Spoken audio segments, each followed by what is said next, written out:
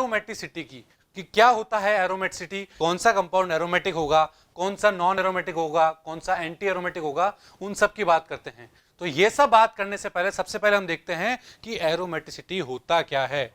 Aromaticity is defined as a property of the conjugated cycloalkenes which increases the stability of a molecule due to the delocalization of electron present in the pi bond। क्या मतलब हुआ बच्चों aromaticity का? Aromaticity का मतलब होता है कि किसी रिंग के अंदर जो पाई इलेक्ट्रॉन होते हैं उनके डिलोकलाइजेशन की वजह से जो स्टेबिलिटी आती है वो उस कंपाउंड को स्टेबल कर देती है, उसी को एरोमेटिसिटी कहा जाता है, एरोमेटिक कंपाउंड कहा जाता है। बात क्लियर है? अब किसी भी कंपाउंड के एरोमेटिक होने के लिए कुछ कंडीशंस होती हैं, कुछ कैरेक्टरिस्टिक्स होती है, हम उन कैरेक्टरिस्टिक्स की बात करते हैं। सबसे पहले एरोमेटिक होने के लिए जो कंडीशन होती है वो होती है प्लेनरिटी।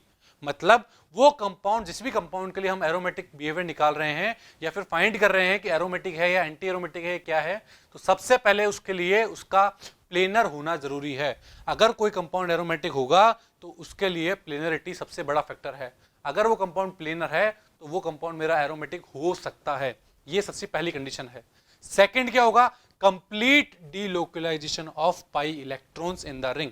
सेकेंड कंडीशन होती है कि उस रिंग के अंदर जो पाई इलेक्ट्रॉन प्रेजेंट है उनका कंप्लीट डीलोकलाइजेशन होना चाहिए। बात क्लियर है? और थर्ड क्या होता है? थर्ड कैरेक्टरिस्टिक्स होती है presence of 4n+2 pi electrons in the ring.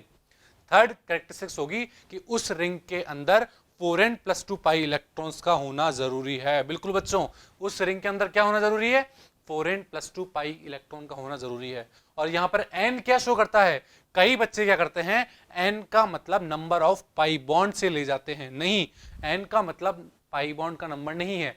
n कोई भी एक इंटीजर नंबर हो सकता है, जैसे 0 हो जाए, 1 हो जाए, 2 हो जाए, 3 हो जाए, 4 हो जाए, n कुछ भी हो सकता है, उसका मतलब नंबर ऑफ पाई बॉन्ड नहीं है। बच्चों इस बात का ध्यान रखना है।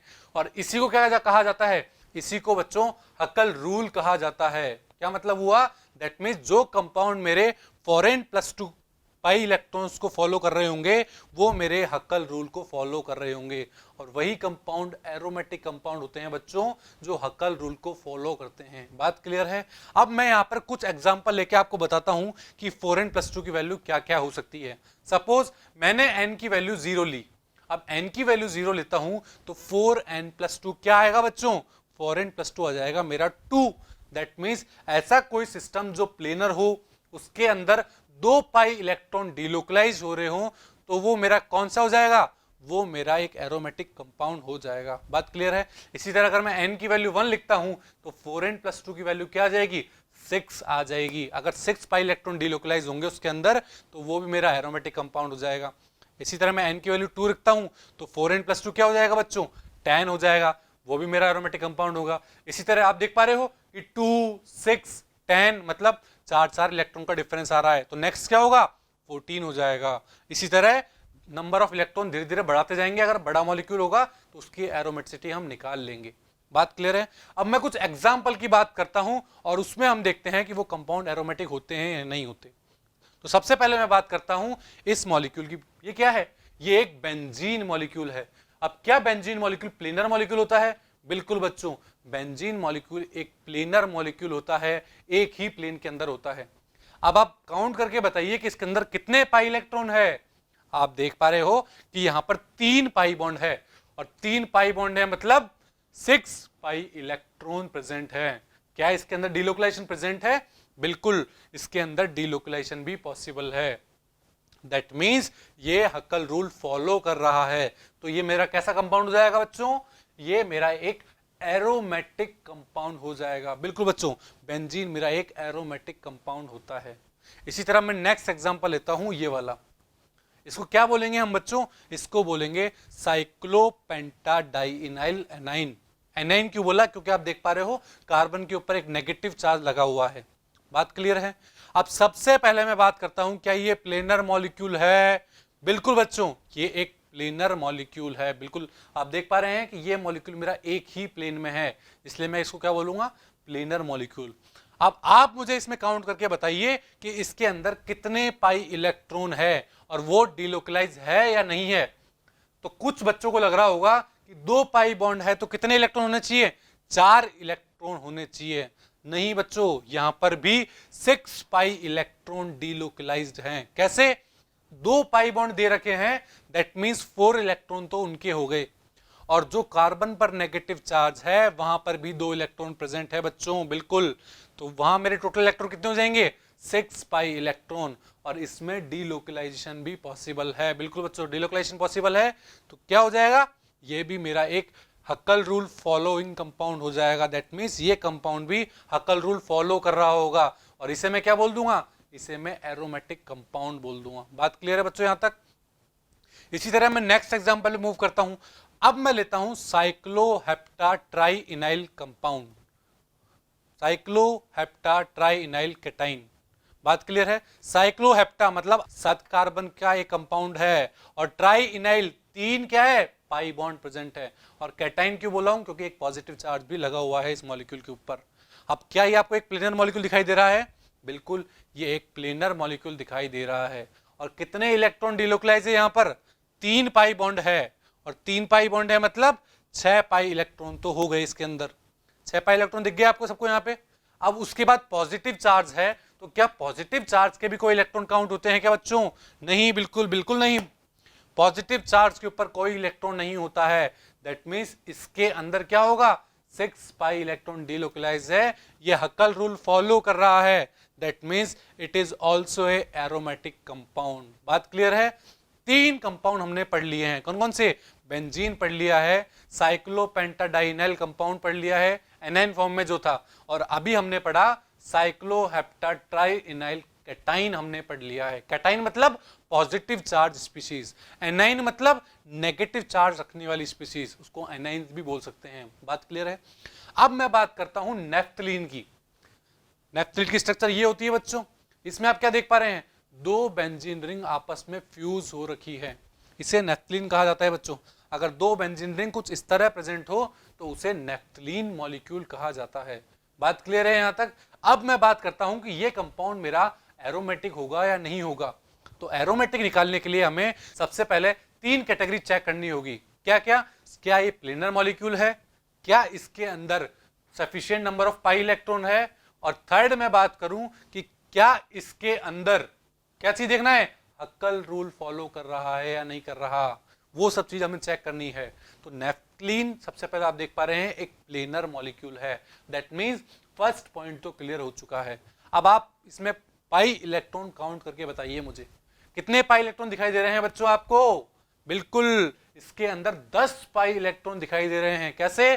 क्योंकि कितने पाई बॉन्ड है? 1 2 3 4 5, 5 पाई बॉन्ड दिखाई दे रहे हैं। 5 पाई बॉन्ड का मतलब 10 इलेक्ट्रॉन। एक बॉन्ड में 2 इलेक्ट्रॉन होते हैं बच्चों, तो कितने इलेक्ट्रॉन हो गए?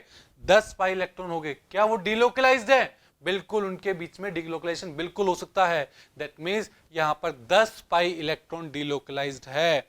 इसका मतलब ये कंपाउंड मेरा हक्कल रूल फॉलो कर रहा है, और जो कंपाउंड हक्कल रूल फॉलो करते हैं उन्हें हम क्या बोलते हैं बच्चों? एरोमेटिक कंपाउंड बोलते हैं। तो बात क्लियर है?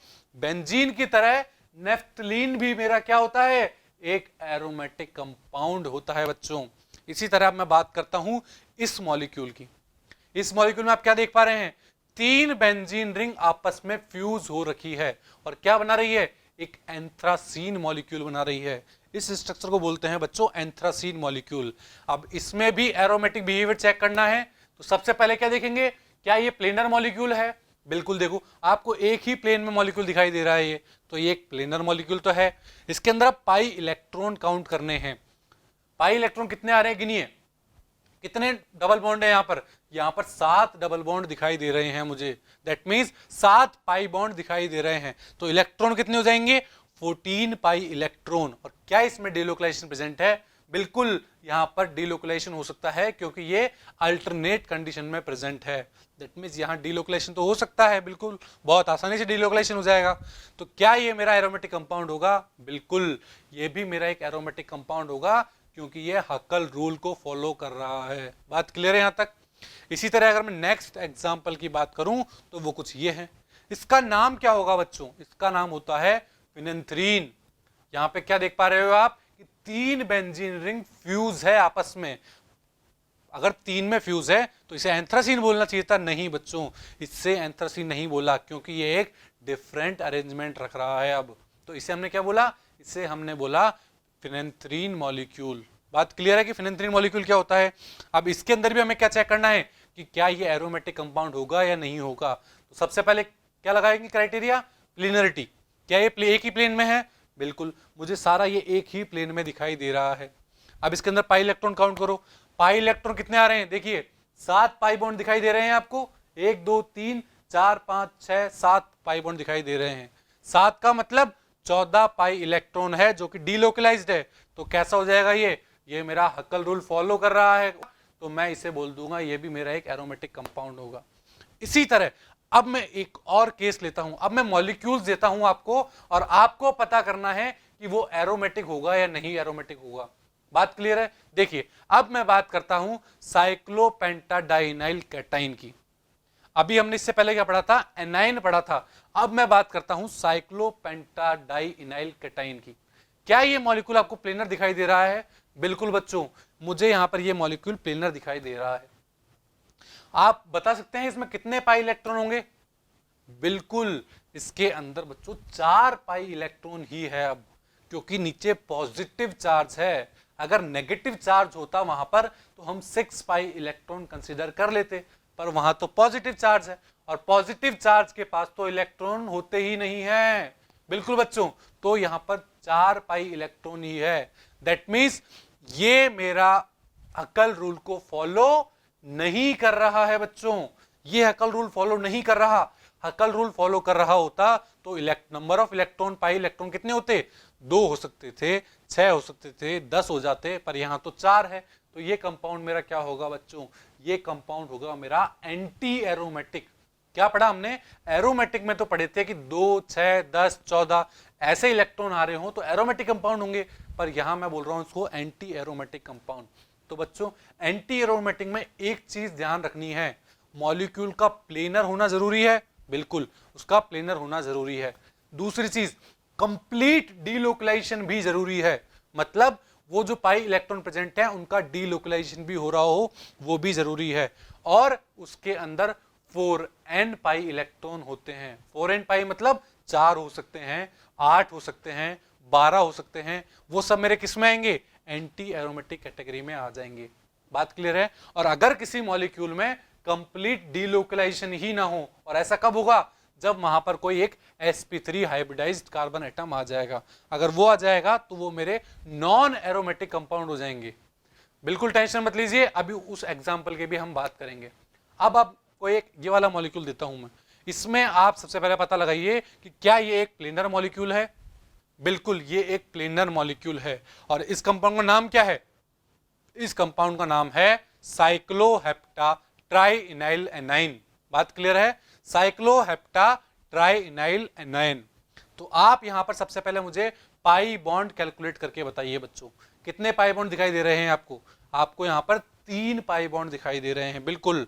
तो कितने इलेक्ट्रॉन हो गए, 6 इलेक्ट्रॉन हो चुके हैं यहां पर। अब 6 इलेक्ट्रॉन तो एरोमेटिक में आता है, पर एक मिनट बच्चों, आपने इसके नेगेटिव चार्ज पर ध्यान दिया या नहीं दिया, नेगेटिव चार्ज भी प्रेजेंट है। तो कितने इलेक्ट्रॉन हो गए अब डीलोकलाइजेशन में, यहां पर मेरे पास इलेक्ट्रॉन 8 इलेक्ट्रॉन हो चुके हैं। और क्या 8 इलेक्ट्रॉन वाला मेरा एक एरोमेटिक कंपाउंड होता है क्या बच्चों, नहीं, 8 इलेक्ट्रॉन वाला मेरा एक एरोमेटिक कंपाउंड नहीं होता है। तो क्या होता है वो कंपाउंड, वो मेरे एंटी एरोमेटिक कैटेगरी में चला गया। कैसे, ये 4n पाई इलेक्ट्रॉन को फॉलो कर रहा है। 4n पाई इलेक्ट्रॉन को फॉलो करने वाले कौन से होते हैं, एंटी एरोमेटिक कंपाउंड होते हैं। बात क्लियर है, आपको समझ आ रहा है कि किस तरह एरोमेटिसिटी निकाली जाती है, कि कौन सा कंपाउंड एरोमेटिक होगा, कौन सा कंपाउंड एंटी एरोमेटिक होगा। बात क्लियर है। अब मैं एक और एग्जांपल लेता हूं, इसे आप सॉल्व कीजिएगा। अब मैं बात करता हूं साइक्लोपेंट 1,3 डाइईन की, कि क्या ये मेरा कंपाउंड है वो एरोमेटिक होगा, एंटी एरोमेटिक होगा या कुछ और होगा। तो बच्चों आप इसमें क्या देख पा रहे हैं कि यहां पर मेरे पास 4 पाई इलेक्ट्रॉन प्रेजेंट है, एक ही प्लेन में है, प्लेनर मॉलिक्यूल है। यहां पर 4 मेरे पास कितने हैं, पाई इलेक्ट्रॉन प्रेजेंट है। क्या वो डीलोकलाइज्ड है, नहीं, यहां पर बच्चों वो डीलोकलाइज्ड नहीं है। दैट मींस एक sp3 कार्बन यहां पर ऐसा आ गया है जहां पर इलेक्ट्रॉन जा ही नहीं सकते। दैट मीन्स वहां से वो रेजोनेंस रुक जाएगा, डिलोकलाइजेशन रुक जाएगा। इसलिए ऐसे कंपाउंड मेरे जो चाहे 4n+2 इलेक्ट्रॉन रखते हो या 4n इलेक्ट्रॉन रखते हो, और अगर उनके अंदर डीलोकलाइजेशन एब्सेंट है, वो कंपाउंड मेरे नॉन एरोमेटिक कंपाउंड होते हैं। दैट मीन्स ये जो कंपाउंड है ये मेरा एक नॉन एरोमेटिक कंपाउंड होगा। बात क्लियर है? एक लास्ट एग्जांपल की ओर बात करते हैं। अब मैं बोलता हूं साइक्लोहेप्ट 135 ट्राइइन। तो ये वाला कंपाउंड मेरा कैसा होगा? एरोमेटिक होगा या एंटी एरोमेटिक होगा या फिर नॉन एरोमेटिक होगा? बच्चों बताइए, ये आपको सॉल्व करना है। इस मॉलिक्यूल में आप देख पा रहे हैं कि 1 2 3 पाई बॉन्ड दिखाई दे रहे हैं। 3 पाई बॉन्ड का मतलब 6 पाई इलेक्ट्रॉन।